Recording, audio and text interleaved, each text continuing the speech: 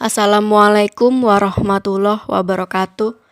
Sahabatku semua yang ada di channel YouTube Fufikie. Pada video kali ini saya ingin berbagi mengenai sebuah ilmu teman-teman, yang temanya mengenai emosi negatif itu dapat melumpuhkan pikiran manusia.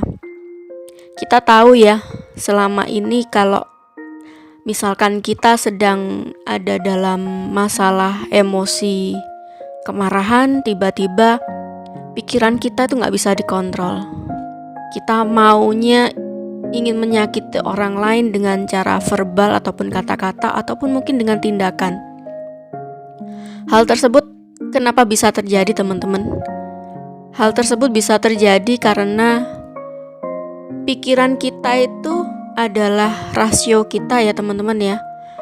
Dan kemudian pikiran kita itu sebetulnya adalah seperti ibarat dia adalah pawang gajahnya. Kemudian emosi-emosi negatif kita, entah itu mungkin kemarahan, entah mungkin itu mungkin kekecewaan, ataupun ada kesedihan di sana, atau mungkin kita lagi disakiti oleh orang lain, kita sakit hati, dan itu menumbuhkan rasa jengkel di dalam hati. Nah, emosi negatif kita ini adalah seperti halnya gajah besar yang susah kita kendalikan. Sedangkan kalau kita berada di dalam lingkungan sekitar kita itu baik, maka si gajah besar tersebut ya akan berlaku baik. Tetapi kalau lingkungan kita di sekitaran kita itu adalah lingkungan yang buruk gitu kan, artinya si gajah besar itu kalau sudah dalam hal emosi yang begitu marah sekali, pasti dia akan bertindak berlaku hal yang tidak sewajarnya. Karena apa? Karena pikiran si pawang gajah itu tadi, dia kalah fisik, kalah segala macemnya kalau nggak bisa mengendalikan si gajah besar tersebut. Coba teman-teman bayangkan ya, semisal teman-teman lagi marah gitu kan, dan di sana dia adalah seekor gajah yang besar sekali, kemudian sedang mengamuk gitu kan, kemudian si pawang ini nggak bisa mengendalikan. Yang ada kalau si pawang gajah ini dia memaksakan diri untuk bisa menenangkan si gajah tersebut, yang terjadi adalah si pawang gajah ini akan tersakiti atau menjadi korban amuk dari si gajah besar tersebut. Maka dari itu lingkungan di kita itu sangat-sangat mendukung, baik itu lingkungan keluarga, baik itu lingkungan sosial maupun lingkungan di pekerjaan kita.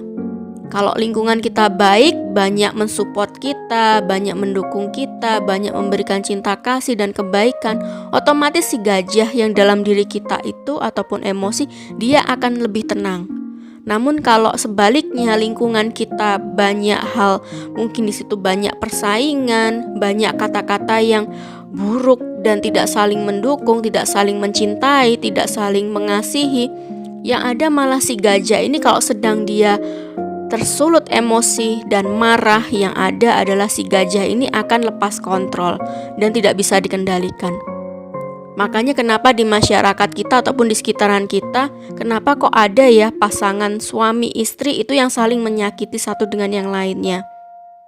Misalkan suaminya menganiaya istrinya, istrinya kalau sudah marah juga menganiaya suaminya.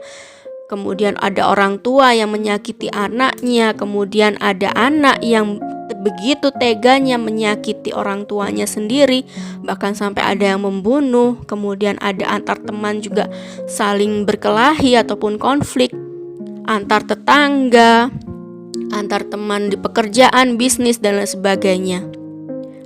Karena emosi negatif itu adalah si gajah besar, kalau dia sudah marah, dia tidak bisa dikontrol oleh pikiran dan rasional kita. Yaitu si pawang gajah tersebut tidak bisa mengontrol ataupun mengendalikan si gajah yang begitu besarnya.